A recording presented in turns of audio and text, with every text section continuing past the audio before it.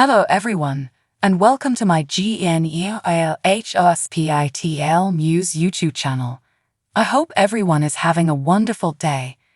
Before we begin, please hit the subscribers button and give this video a thumbs up.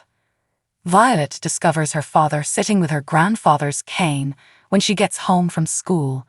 They had a half day, he adds, asking why she's coming home so early. Violet suggests that she should go for a walk with her bouquet and perhaps invite Grandpa along as well. Violet is seated by Finn, who informs her that her grandfather passed on the previous evening. Finn informs her that he was not in agony and that his heart had ceased beating.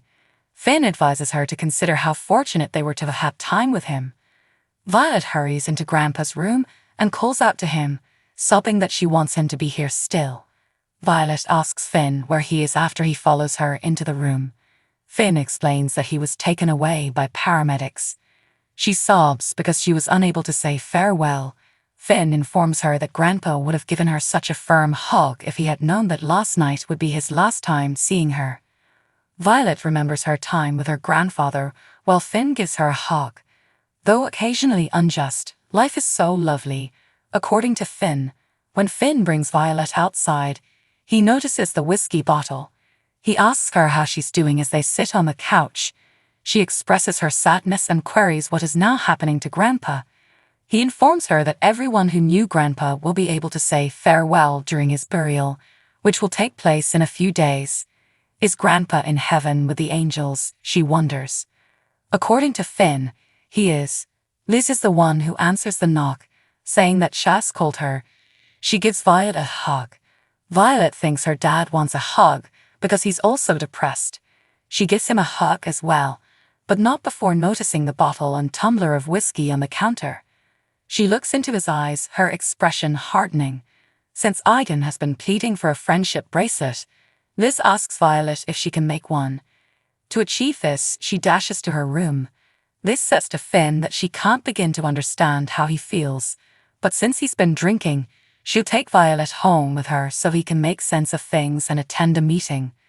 Violet is not allowed to leave, and Finn claims he saw two people carry his father away. She wants to support him, but he claims that nothing will make him feel better. He claims he took one drink and only intended to temporarily relieve his agony. He believes he is entitled to take any necessary action to get through the day. Although Liz claims she can't stop him, she won't allow him to get wasted in the flat with that young girl. Vex informs Michael in the park that he hasn't turned Sonny in, and that he is still unsure about his next course of action. He is informed by Michael that neither he nor Christina want him to disclose this. Dex inquires about Joss's thoughts. She declares that she is done dictating to others, and that this is his decision. That's the first, he says. Michael informs Dex that Christina will have to testify if he turns Sonny in, and that this is being done for her benefit. He claims that because Christina is expecting, this might be too much for her to handle. When is it too much for me? Queries Dex. Dex claims they won't have a better chance of locking Sonny up because he poses a threat to everyone, even his family. When Joss does finally speak up, she agrees with Dex and urges him not to press charges since she doesn't want to add to Christina's worry. Blaze claims in her room that she is more terrified of what this is doing to her than she is of Sonny. Given that her mother has given Christina numerous reasons to leave this relationship, she is the last person to give advice on parenting. Both Blaze and Christina deny being Blaze's mother or father. Being forced to ask Dex not to pursue charges makes Christina feel horrible about the situation she's put Michael in. Blaze is really pregnant, so she's afraid about the stress on her and hopes he doesn't. She claims she will have to testify in court if Sonny is taken into custody. Christina understands that Michael agreed to speak with Dex on her behalf, rather than her father's. Blaze claims that her brother is truly remarkable. Christina claims to love her father, but this is not something he should get away with. Christina decides what to do and gives someone a call. She requests that they visit the Metro course.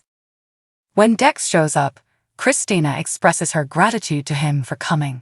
She acknowledges that she wanted to see her father as the man she imagined him to be, but that she had blinders on when it came to him.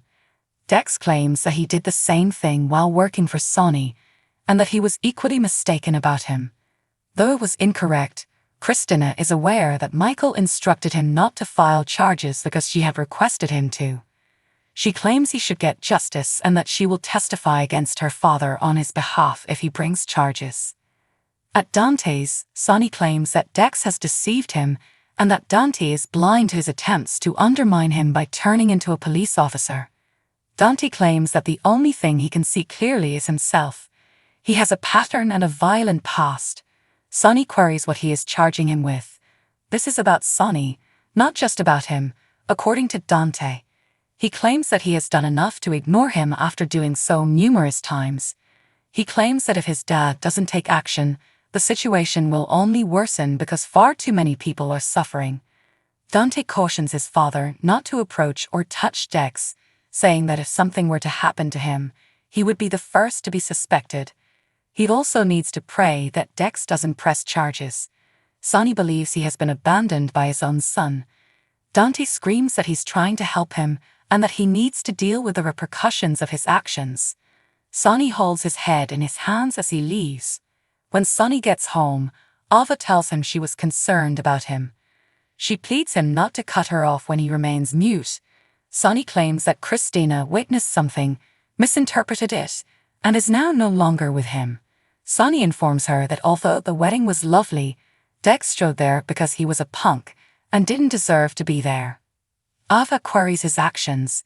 Sonny claims that Jason stopped him from doing something he would have later regretted after he punched him a few times. Ava believes Dex understood the message, but according to Sonny, individuals like Dex never do. According to Sonny, Dex was making fun of him. Christina witnessed what was happening, so she left and he was unable to explain the issue to her.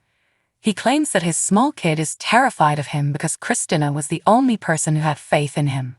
When Michael and Joss go to the cafe, they discuss Sonny and the wedding. Sonny was grinning and joking, and Michael says he realized how it was the father he remembered. Brooke Lynn's family was also fond of Sonny. Joss claims that she also felt that way, considering herself fortunate to have him as her stepfather. Michael claims that while his loving side is true, so is his ugly side, and he can no longer control his anger. Michael asks if Dex and he are still dating after changing the topic to him. Joss asserts that they aren't, and despite her continued affection for him, she detests reuniting couples like her mother and Sonny. When she ended things with Dex, she claims to have meant it, but he's since made major life changes. She is confident that he will succeed and make a fantastic police officer. Michael suggests that she let him know if she wants to give it another go. Joss believes Dex is worthy of more. He asserts that she is the best of all. Chase claims at the airport that his dad was really delighted yesterday and that he had assumed they would have more time. He wanted to tell him so many things, but he will never get the chance to. As Brooke Lynn consoles Chase, their trip to Rome is about to board. Ned is told by Lois at the Quartermain home that she ran it by Monica, and she's all for it. Considering they have the accommodation, Ned is not shocked. Ned remarks that perhaps Gio's musical talent will help him win his mother over once he moves in. She's a music lover, but not of Eddie Main's. Chase and Brooke Lynn enter the entryway. Although Brooke Lynn claims Chase needed more time to tell Violet, he was eager to visit Finn's. Is he ready to tell our family? She queries. Though it won't become any easier to wait, he isn't. As Brooke Lynn and Chase enter the living room, Lois informs them that they should be traveling to Rome via aircraft. Ned queries whether their flight was postponed. The news is delivered to Ned and Lois off-screen. Lois apologizes to Chase and tells him his father was a wonderful man. Regarding Tracy, Brooke Lynn inquires. Ned offers to walk Chase down to the stables, where he believes she is. Before leaving her hotel room in Albany, Alexis takes Gregory's lucky charm with her. Thanks for watching. If you like this video, so please don't forget to subscribe my channel and don't miss any update.